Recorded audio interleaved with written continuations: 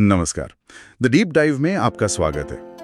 आज हम कुछ खास दस्तावेजों और नोट्स की गहराई में उतर रहे हैं। ये हमारे एक श्रोता ने ही साझा किए हैं और ये शनिदेव की कृपा पाने के कुछ कह सकते हैं सरल लेकिन असरदार तरीकों पर रोशनी डालते हैं। शनिदेव का नाम अक्सर जीवन में आने वाले उतार चढ़ाव से जोड़ा जाता है। कभी वे धन, मान, सम्मान और सुख लाते हैं तो कभी उनकी नाराजगी से रुकावटें और परेशानियां आती हैं। ऐसा इन दस्तावेजों में कहा गया है। तो आज हमारा मकसद है इन स्रोतों से निकले 5 खास उपायों को समझना और देखना कि ये हमारे जीवन में किस तरह शायद संतुलन और स्थिरता लाने में मददगार हो सकते हैं। तो चलिए बात शुरू करते हैं। सबसे पहले ये समझना जरूरी है कि आखिर शनिदेव हैं कौन।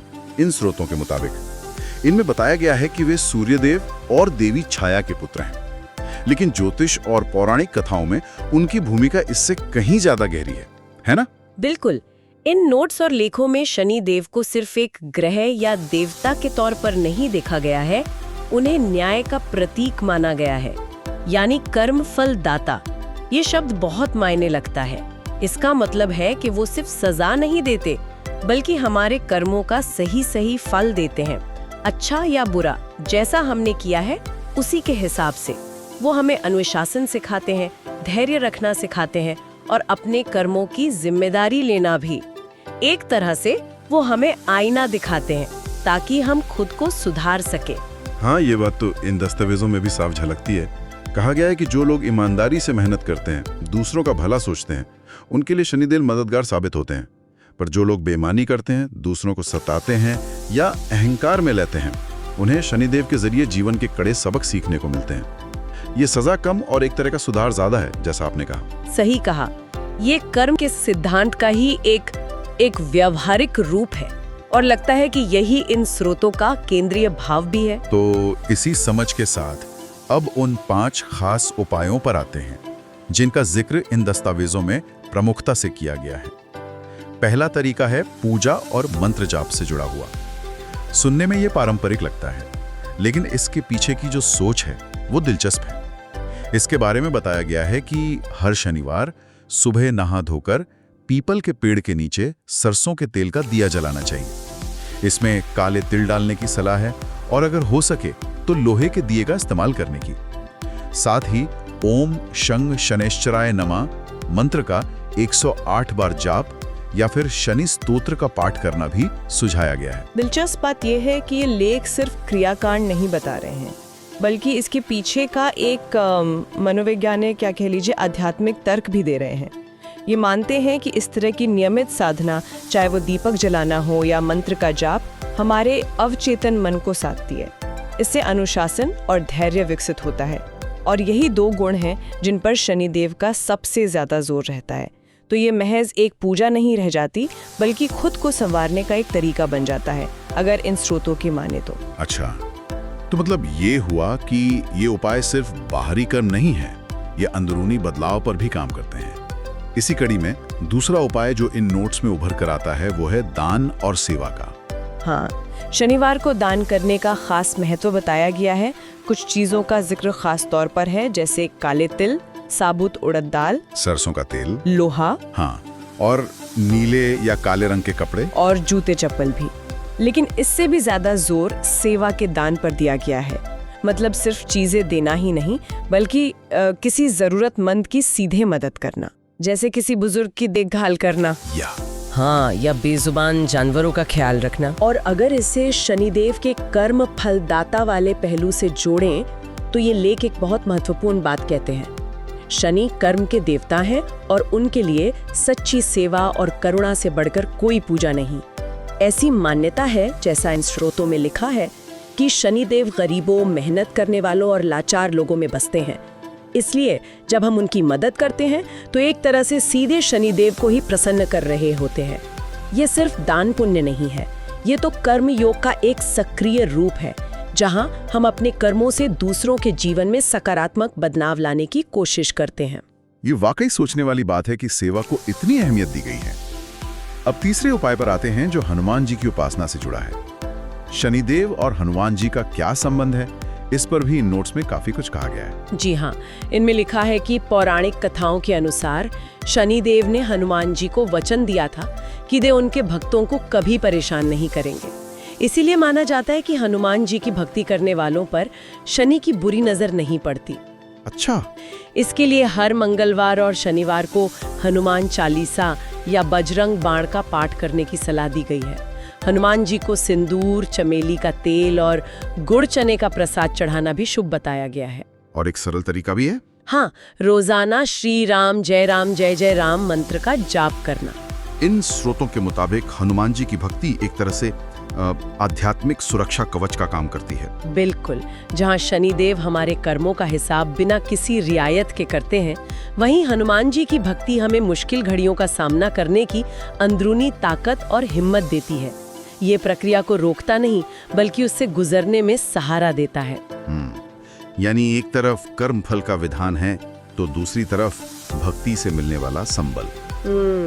अब चौथे उपाय की बात करते हैं, जो है पीपल के पेड़ की पूजा। जी, इसका जिक्र पहले उपाय में भी आया था, लेकिन यहाँ इसे और विस्तार से समझाया गया है। बिल्कुल। इसमें बताया गया है कि शनिवार को सुबह पीपल के पेड़ में जल चढ़ाना चाहिए। शाम के वक्त उसी पेड़ के नीचे सरसों के तेल का दिया जलाना चाहिए और ओम शंग शनेश्चराय नमः मंत्र जपते हुए पेड़ की 7 बार परिक्रमा करनी चाहिए। अच्छा, एक और बात जोड़ी गई है, पीपल की जड़ में थोड़े काले तिल और साबुत उड़द दाल रखना भी अच्छा माना जाता है। यहाँ इन लेखों में एक दिलचस्प कनेक्शन बताया गया है। पीपल के पेड़ की ऊर्जा को शनि ग्रह की ऊर्जा से जुड़ा हुआ माना जाता है। हाँ, वैज्ञानिक तौर पर देखें तो पीपल बहुत ऑक्सीजन देता है, ये तो हम जानते ही हैं। लेकिन आध्यात्मिक नजरिए से इन स्रोतों के अनुसार पीपल की पूजा हमारे मूलाधार चक्र यानी रूट चक्र को संतुलित करती है। अच्छा, मूलाधार चक्र। जी, ये चक्र हमारी स्थिरता, सुरक्षा और जमीन से जुड़े रहने की भावना से संबंधित है। जब ये संतुलित होता है तो जीवन में स्वाभाविक रूप से धैर्य और ठहराव आता है, वही गुण जो शनिदेव को प्रिय हैं। तो ये प्रकृति के जरिए खुद को संतुलित करने का एक तरीका हुआ। अब आते हैं 5वें और आखिरी उपाय पर, जिसे ये स्रोत अक्सर सबसे शक्तिशाली उपायों में से एक मानते हैं, लेकिन साथ ही सबसे ज्यादा सावधानी बरतने की सलाह भी देते हैं। यह है शनि यंत्र या नीलम रत्न धारण करना। हाँ, इसके बारे में काफी विस्तार से लिखा गया है।